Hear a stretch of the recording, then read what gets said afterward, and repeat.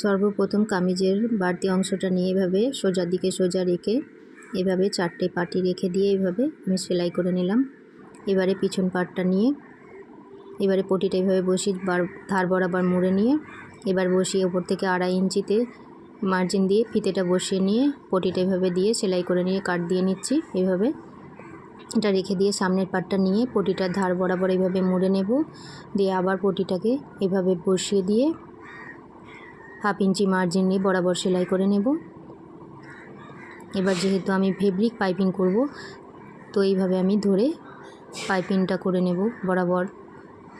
এভাবে পাইপিং করে নেওয়ার পরে পিছনের পাটটা এইভাবে রেখে দিয়ে সামনের পাট উপরে রেখে এভাবে কাঁচ জয়েন করে বরাবর সেলাই দিয়ে হাতাটা সামনের পাটে রেখে দিয়ে এভাবে আমি সেলাই করে নেব। এবার আমি সাইডটা মার্জিন অনুযায়ী এখান থেকে বরাবর হাত পর্যন্ত সেলাই করে নিলাম। এইভাবে আমি সেলাই করে যাচ্ছি। এভাবে সেলাই করে নিলাম। আমি অপর সাইডটাও সেলাই করে নিয়েছি। এবারে সাইডের ফাড়া অংশের নিচের দিকে গিয়ে এভাবে 1/2 ইঞ্চি মার্জিন নিয়ে বরাবর সেলাই করে যাব। এভাবে চকটা ঘুরিয়ে নেব। এভাবে ঘুরিয়ে নেওয়ার পরে আবার 1/2 ইঞ্চি মার্জিন নিয়ে বরাবর সেলাই করে যাব। তো কামিজ সেলাই কেমন লাগলো কমেন্টে অবশ্যই